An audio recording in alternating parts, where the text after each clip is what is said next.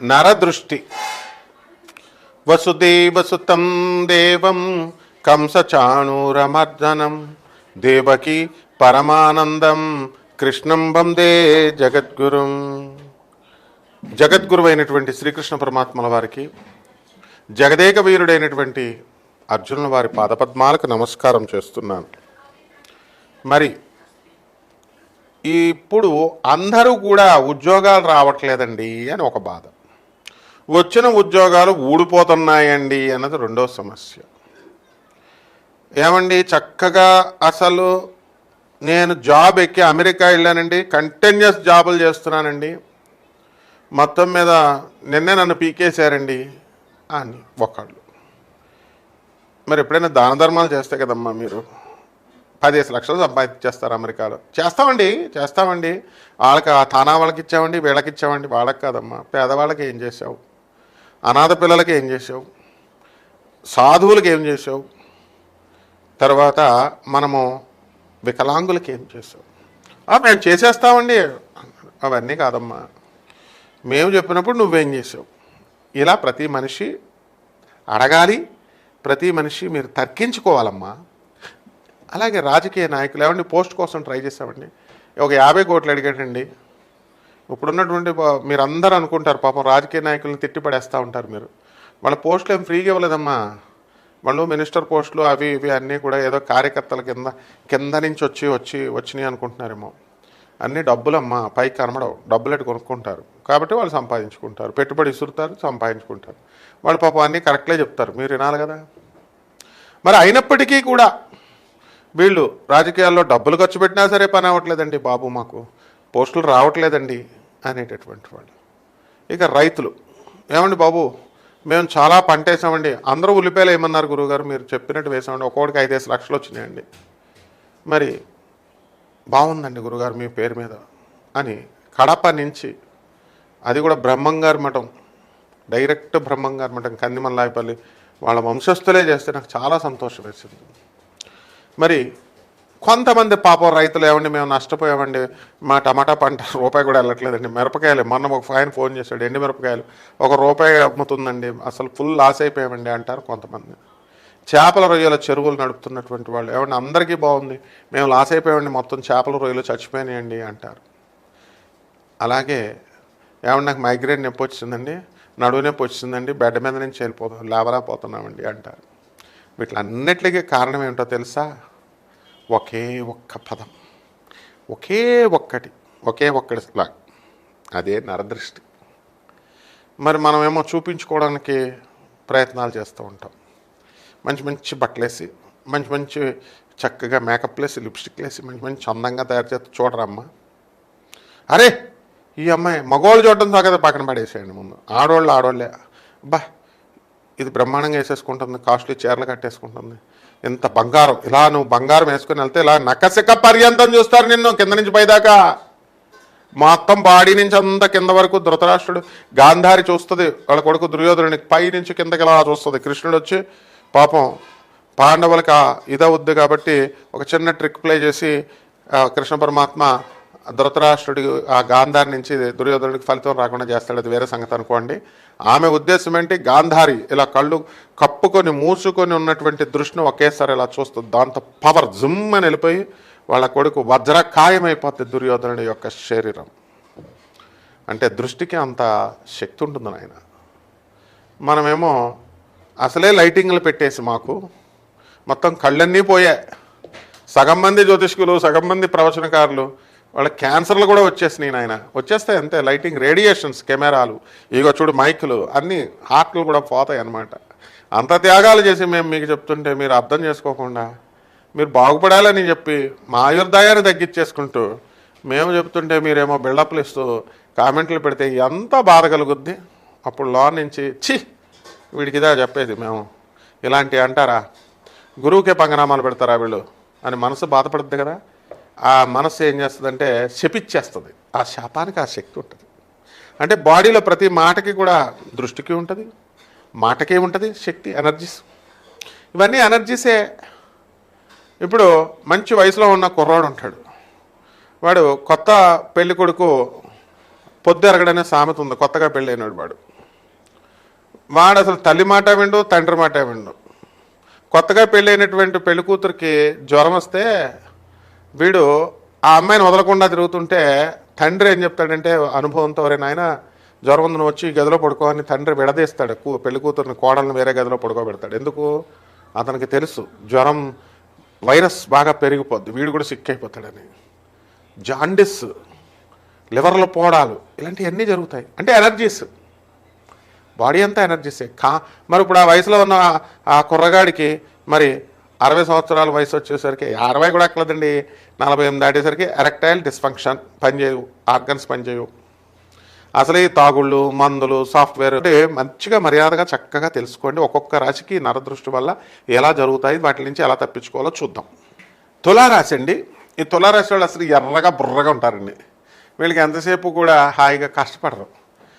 మా టీచర్ గారు ఒక ఆవిడ ఉన్నారండి, నార్త్ ఇండియన్, నాతో పాటు చదువుకుందనమాట. ప్రొఫెసర్ ఆమె ఏకంగా. టీచర్ అంటే మేము సింపుల్గా చెప్పుకుంటాం, నలుగో స్టైలేసి మేము కూడా పోతాం అమ్మ మీకులాగా. బచ్చో ఫ్యాన్ డాలో అంటది, మంచి మేకప్ వేసుకొని, లిప్స్టిక్ వేసుకొని. కాబట్టి మీరంతా కూడా వాళ్ళకి టపీ మన అస్తమానం జ్వరాలు వచ్చేస్తూ ఉంటాయి. ఎందువలన అంటే నరఘోష మంచి మంచి మోడర్న్ డ్రెస్సులు వేస్తుంది, నార్త్ ఇండియన్ కదా, అందువలన. కాబట్టి నరఘోష ఆల్రెడీ తులారాశి వారికి తగిలేసిందమ్మా. అందుకని అసలు మీరు రాహువు మంచి పొజిషన్ నుంచి జారిపోయాడు మే 29, 2025 సంవత్సరంలో. ఈ జారిపోయినటువంటి రాహువు కుటుంబంలో అనేక మందికి గొడవలు, మనస్తాపాలు, కుటుంబంలో ఎప్పుడు చూసినా ఎవరికో ఒకరికి రోగాలు వస్తున్నాయండి అంటారు చూసారా. తులారాశి వాళ్ళు ఈ టైంలో వస్తాయి. అంటే ఒకళ్ళ తగ్గిన తర్వాత ఒకళ్ళకి జ్వరాలు వస్తున్నాయండి అంటారు. ఇవన్నిటికీ కారణం ఏంటంటే ఈ యొక్క నరఘోష. అంటే మీరు చూపించుకోవాలని, బిల్డప్లు ఇవ్వాలని చెప్పి వాట్సాప్ స్టేటస్లో పెట్టుకున్నటువంటి వాళ్ళు చాలామందిని చూడండి. ఏమండి చూసుకోండి, కావలిస్తే 3 కొడుకులు ఉంటారు, ఒకళ్ళు పెళ్ళ వదిలేస్తుంది. ఏమండి 4 ఇల్లులు ఉన్నవాళ్ళు ఒక ఇల్లు అమ్మేస్తారు, ఓ స్థలం అమ్మేస్తారు. ఇలా రకరకాలుగా ఏవో ఒక సమస్యలు. ఇలాంటి సమస్యలన్నీ కూడా ఈ తులారాశి వారికి మనకు రాహుగ్రహం జారిపోవడం వల్ల జరుగుతోంది. కాబట్టి జాగ్రత్తగా ఉండండి. ఆల్రెడీ వచ్చేసిన వాళ్ళు మీరంతా కూడా ఒక ప్లేట్ నీళ్ళు తీసుకోండి. నీళ్ళు తీసుకొని ఇతరుల సోది వినొద్దు అసలు. ఆ పసుపు, ఆ యొక్క సున్నం వేసేసి, ఉప్పు కళ్ళు, ఆ కళ్ళు ఉన్నటువంటి ఉప్పును తీసి అందులో ఎర్రగా అయిపోతాయి నీళ్ళు. అదంతా పెట్టి మీ కుటుంబ సభ్యులు మాత్రమే దిష్టి తీయాలమ్మా. మీ యొక్క ఎవరికైతే దిష్టి తీస్తున్నా వాళ్ళ అమ్మ, వాళ్ళ నాన్న, వాళ్ళ నాయనమ్మ, వాళ్ళ తాతయ్య, వాళ్ళు మాత్రమే కుటుంబ రక్తం ఉండాలి. బయట వాళ్ళు చేస్తే పనికిరాదు. మీకు మీ ఇళ్ళకి టీ వచ్చిన వాళ్ళకి టీ ఇచ్చేసి తిప్పించకూడదు. అలాగే పంతులకి వాళ్ళ చేత తీయించకూడదు. అలాగే నడి రోడ్డు మీద తీసేసి వేరే వాళ్ళకి అంటించేయండి అని చెప్పేసి మీరు ఇచ్చే డబ్బులు కక్కుతుపడి బేవర్సన కొడుకులు, మంత్రగాళ్ళు కొంతమంది ఉంటారు. అలాంటి వాళ్ళు మంత్రాలు రావు, పాడు రావు, వెధవలకి ఇలాంటివి చెప్పి బతుకుతూ ఉంటారు. వాళ్ళు వేయమంటే మీరు వేసేయకండి అమ్మా. దాంట్లో చాలా నెగిటివ్ ఎనర్జీ ఉంటుంది. ఒక చెట్టు చాటుకేయండి, కాల్స్ అబ్జర్వ్ చేయండి. చెట్టుకి వేసిన తర్వాత చెట్టు చచ్చిపోద్ది తెలిసి, కొంచెం వాడిపోద్ది, ఇదిగో దండ వాడిపోతున్నట్టు వాడిపోద్ది అని కొంచెం పక్కకి వేయండి తొక్కకుండా. అలాగే నీళ్ళల్లో కలపండి. ఆ నదిలో నీళ్లు కొలిస్తే కొంచెం తగ్గిపోతుంది తెలుసా మీకు ఆ విషయం. అంత పవర్ ఉంటుంది అనమాట నరకోశకి. కావాల్సి మీకు శాంపుల్ చెప్తాను చూడండి. ఒక ఆవు దూడ ఉంటుంది కదా, దాన్ని మీరు దానాలకు ఇస్తారు కదా. అపర కార్యక్రమాలు అంటే చావులకి ఇస్తారండి, దానం చేస్తారు కదా. 1 లీటర్ పాలు ఇచ్చేది దానం ఇచ్చిన తర్వాత మర్నాడు వెళ్ళి ఈ అమ్మాయి ఎంత ఇచ్చిందని ఎదుర్కొండగా చూడండి, 1/2 లీటర్ ఇస్తుంది. నెగిటివ్ ఎనర్జీ అలా లాగేస్తుంది. మీకు కూడా అలా జరగడానికి అవకాశాలు ఉంటాయి కాబట్టి చాలా జాగ్రత్తగా ఉండండి అమ్మా. మంచి మిరపకాయలు అవన్నీ తీసి నరదృష్టి పోగొట్టుకోండి, కానీ వేరే వాళ్ళకి అంటించకండి అమ్మ. శుభమస్తు. కూర్చొని అసలే అమెరికా డ్యూటీలు, రాత్రులు చేయడం, కంప్యూటర్లు, రేడియేషన్లు, టీవీలు, గీవీలు, ఇవన్నీ ఆర్గన్స్ పనిచేయవు. మందాగడం వల్ల లివర్లు పనిచేయవు, అరుగుదల శక్తి పోద్ది. ఇవన్నీ ఎలాగైతే ఇవన్నీ ఎనర్జీస్. విన్నారమ్మా. తర్వాత ముఖ్యంగా మీకు తెలియనటువంటిది ఏంటంటే, ఇవి ఒక్కొక్కడికి ఫోన్లు చేసుకొని గంటలు మాట్లాడుకుంటారు. అందరికీ క్యాన్సర్ వచ్చేది, అందులో డౌటే లేదు. మీరు ఏమైనా సైన్స్ స్టూడెంట్లా? నేను ఐఐటి మెడ్రాస్లో ఫిజిక్స్లో డాక్టరేట్ షిఫ్ట్ చేశాను. తెల్లారితే ఆ రేడియేషన్స్ వాటి మధ్యలోనే ఉంటాను నేను, నాకు తెలుస్తుంది అంతా. మరి గంటల గంటలు మీరు మాట్లాడితే ఏమో తెలుసా, ఈ ఇన్స్ట్రుమెంట్స్ వల్ల, ఈ పరికరాల వల్ల మీకు రేడియేషన్స్ వచ్చేసి క్యాన్సర్లు ఇలాంటి రోగాలు వచ్చేస్తే మైండ్ బ్లాక్ అయిపోతుంది, ఏంటి దిమ్మ తిరిగిపోద్ది. అలాంటి ఒక ఇంకొకటి ఏంటంటే ఇంకో రేడియేషన్ ఉంది మీకు తెలియనిటువంటిది. వాళ్ళ బాధలన్నీ చెప్తా ఉంటారు, మీరేమో ఆనందంగా అవునా వాళ్ళ కుటుంబ విషయాలన్నీ ఇలాంటివన్నీ అడుగుతూ ఉంటారు. దాంతో వాళ్ళ రేడియేషన్స్ అన్నీ మీకు ట్రాన్స్ఫర్ అయిపోతాయి, నెగిటివ్ ఎనర్జీస్ అన్నీ మీకు ట్రాన్స్ఫర్ అయిపోతాయి. ఇందులో ఏ మొహమాటం లేదు. నన్ను కాదనే శాస్త్రవేత్త ఎవడూ లేడు, నన్ను నేను చెప్పిన దానికి ఎదురుకొండగా వచ్చి నిలబడే మొనగాడు ఏ పండితుడు లేడు. ఎందుకంటే నా గురువులంతా లెజెండ్స్. చాగంటి కోటేశ్వరరావు, గరికపాటి నరసింహారావు, సామవేదం షణ్ముఖ శర్మ, వద్దిపత్తి పద్మాకర్రావు, నండూరు శ్రీనివాస్ గారు, మా బెల్ట్ ఎట్టుకొని కొట్టేసే మా సత్యభామ చెల్ల, వీళ్ళంతా మన బ్యాక్గ్రౌండ్ అనమాట. అంటే వాళ్ళు మంచి చెప్పారు కాబట్టి మన గురువులు వాళ్ళు. ఇప్పుడు మనకు కొత్త జాబితాలో మా గురుగారు మహాయోగి హిమాలయ యోగి ప్రభాకర్ గారిని చేర్చుకున్నాం. వాళ్ళంతా అంటే మంచి, వాళ్ళు మంచి చెప్తుంటే వాళ్ళు మంచి చెప్తున్నారు కాబట్టి వాళ్ళు ఫాలో అవ్వంటారా బాబు అని మనం కూడా ఫాలో అవుతాం. మరి అలాంటిది మీరు ఫాలో అవ్వాలి కదమ్మా, తెలుసుకోవాలి కదా. అంటే నెగిటివ్ నరఘోష అనేటటువంటిది ఉంటుంది. కాబట్టి ఎవ్వరు అయినా సరే, ఏ పండితుడైనా, ఏ పురోహితుడైనా, ఏ శాస్త్రవేత్త అయినా, ఎవరైనా సరే కాదనలేనటువంటి నిజాలు ఇవన్నీ కూడా. కంటికి ఒక శక్తి ఉంటుంది. మీరు ఎగ్జిబిట్ చేసుకోవాలని మంచి మంచి బట్టలు వేసుకొని మంచి మంచి స్టైల్గా వెళ్తుంటే, అబ్బా ఎంత కాస్ట్లీ బట్టలు వేసుకున్నారు, ఎంత కాస్ట్లీ నగలు వేసుకున్నారు, మాకు ఎంత పొలం ఉందో అంత పొలం ఉందో, అవన్నీ తీసి వాట్సాప్లో పెట్టడాలు, ఎగ్జిబిషన్ చేసుకునేటువంటి చూపించుకోవడం అనేటటువంటిది చాలా ఎక్కువ మంది చేస్తారు. అసలు మిమ్మల్ని నరఘోష అనేటటువంటిది మీకు మీరు చూపించుకొని ఎక్కువ తెచ్చుకున్నారు. అంటే పడుకున్న గాడిదని లేపి తన్నించుకోవడం అనమాట. కాబట్టి అలా కాకుండా కొంతమంది చాలా సీక్రెట్ గాళ్ళు ఉంటారు. ఈ సీక్రెట్ గాళ్ళు ఏం చేస్తారంటే అసలు చెప్పరు అనమాట. పనికిమాలిన సోదంతా చెప్తారు, పనికొచ్చేవి చెప్పరు అసలు.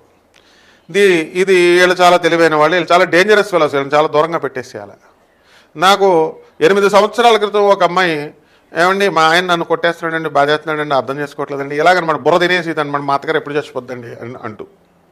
అలా 8 సంవత్సరాలు నెగిటివ్ రోజు ఏమంటే గురుమాదశలో పోతారులేమ్మా అన్నాం అనుకోండి. అమ్మ అలాంటివి అడగకూడదంటే, పంతులు నువ్వు కాకపోతే వేరే పంతులు చెప్తాడా అనేవారు. పంతులు అంటే నారికి చీరేస్తాను ప్రొఫెసర్ని పట్టుకొని యూజ్లెస్ ఫెలో అని చెప్పినా సరే సిగ్గు లేకుండా మళ్ళీ కొట్టేది. ఇలాగా చాలామంది జనాలు ఉంటారనమాట. వాళ్ళు ఎంతసేపు ఏంటంటే వాళ్ళకి నెగిటివ్, వాళ్ళ బాధలన్నీ చెప్పి మనకు నెగిటివ్ ఎనర్జీ వచ్చేస్తారు. కాబట్టి ఇటువంటి నరదృష్టి అనేటటువంటిది అందరూ పెట్టేస్తారు. దానికి విరుగుడికి మహాపండితులు బయలుదేరిపారనమాట. వీళ్ళంతా యూనివర్సిటీస్లో, ఐఐటీస్లోనూ అక్కడ పిహెచ్డీలు చేసేసినటువంటి వాళ్ళు. వీళ్ళు నల్ల మిరపకాయలతో చేసేయండి, ఎర్ర మిరపకాయలతో చేసేయండి, పచ్చమిరపకాయలతో చేసేయండి, బూడిద గుమ్మడికాయలతో చేసేయండి, ఉప్పుతో చేసేయండి, నీళ్ళతో చేసేయండి, నిమ్మకాయలు కోసేయండి, ఇవన్నీ దిష్టి తీసేసి రోడ్డు మీద చౌరస్తాలో 4 రోడ్ల మీద వేసేయమంటాడు ఒకడు, ఒకడేమో ఏకంగా నీళ్ళల్లో పోసేయమంటాడు ఒకడు. ట్రాన్స్ఫర్ అయిపోయి ఈ యొక్క నరదృష్టి ట్రాన్స్ఫర్ అయిపోయి అడిపోద్ది అంటాడు. బయట వాళ్ళు తేరగా దొరికారని బయట ఫ్యామిలీ మెంబర్స్ తిప్పుకోవాలి. అవన్నీ నరఘోషవి, నరదృష్టివి, దిష్టి తీయడం. ఫ్యామిలీ మెంబర్స్ కాకుండా బయట వాళ్ళు తేరగా దొరికారని పంతుళ్ళు ఇంటికి వచ్చిన గెస్టులని తీయమంటారు. ఈ అన్నిటి వల్ల ఏం పోవు నరఘోషలు, నరదృష్టులు. హిందువుల్లో తక్కువయ్యారని తుర్కోళ్ళ దగ్గరికి వెళ్ళి తూ తూ తూ అని వేస్తూ ఉంటారు వాళ్ళు. అక్కడికి వెళ్ళి తాళ్ళు కట్టించుకుంటారు. వీటి వల్ల ఏం పోవమ్మా. అంటే పోయే మార్గాలు సపరేట్గా ఉంటాయి. పండితులను అడగాలి అవన్నీ ఎలా పోతాయని. కాబట్టి వీటి బాధల ముందు మీరు చూపించుకోవడాలు, వాట్సాప్లు పెట్టుకోవడాలు, ఇన్స్టాగ్రామ్లో పోస్టులు చేయడాలు, ఇవన్నీ బిల్డప్లు తగ్గించి కేవలము పేద ప్రజలకి సేవ చేసుకోవడం, వాళ్ళకి దానాలు చేసుకోవడం, వాళ్ళకి మన గ్రహాలు అన్నీ కూడా ఏ విధంగా బాలేదు అనేటటువంటివి చూసుకోవాలి. గ్రహాలు అనగానే నవగ్రహాలు అనుకుంటారు, భూత ప్రేత పిశాచాలు ఇవన్నీ కూడా గ్రహాలు అంటాం. వేతాళ గ్రహం, భూతాళ గ్రహం, భూత గ్రహం, ప్రేత గ్రహం ఇవన్నీ అంటారు. అవన్నీ మనం నెక్స్ట్ వీడియోలో సరదాగా కొంచెం తెలుసుకుందాం. నా వీడియోస్ ఫాలో అవుతూ ఉండాలన్నమాట. ఫాలో కాకపోతే మీకే లాస్, నాకేంటి. మనమేమి నాన్ కమర్షియల్ బేసిస్తో మొత్తం పరిపూర్ణంగా జాతకాలు చెప్తాం మనం. కాబట్టి అన్ని రాశుల వారు ఈ యొక్క నరదృష్టి 12 రాశుల వారి మీద ఎలా పడుతుందో ఈ వీడియోలో మనం చర్చిద్దాం. మీకు వ్యక్తిగత జాతకాలు ఒక్కొక్క రాశి వారికి కూడా మీరు శాంపుల్గా చెప్తాం. అమ్మా నరదృష్టి ప్రభావం వల్ల ఆ ఒక్క పాయింట్కే ఈ రాశికి ఏం జరుగుద్ది అన్నది చెప్తాం. అంతేగాని మొత్తం రాశి ఫలితాలు చెప్పలేదండి మీకు అని చెప్పి సోది ఎక్కువ ఉందండి, లేకపోతే డైరెక్ట్ పాయింట్ చెప్పలేదని ఒక ప్రబుద్ధుడు నాకు ఫోన్ చేశాడు. తోలు తీసేసి చెప్పులకు కుట్టిచ్చేసుకుంటాను. Be careful stupid fellow. అలాంటివి మన దగ్గర ఎంటర్టైన్ చేయం. ఇక ఎవరైతే నాసా రిపోర్ట్స్ని బట్టి వెలాసిటీ ఆఫ్ ద ప్లానెట్స్ని కూడా మనం వేగాల్ని అవన్నీ ఇతర ఫ్యాక్టర్స్ అన్ని కూడా పరిగణలోకి తీసుకుని ఆధునిక సైన్స్ని, మోడర్న్ సైన్స్ని, ఏన్షియంట్ ఆస్ట్రాలజీ బ్లెండ్ చేసి చెప్తాం. అది కూడా ఫ్రీగా చెప్తాం మేము. మోడర్న్ అదే నాన్ కమర్షియల్ ఆస్పెక్ట్తో చెప్తాం. నొప్పా ఫ్రీగా చెప్పేదానికి క్యాన్సర్లు వచ్చేస్తాయి మాకు. లైటింగ్లు పెట్టి కళ్ళు సగమే దొబ్బినాయి అప్పుడే.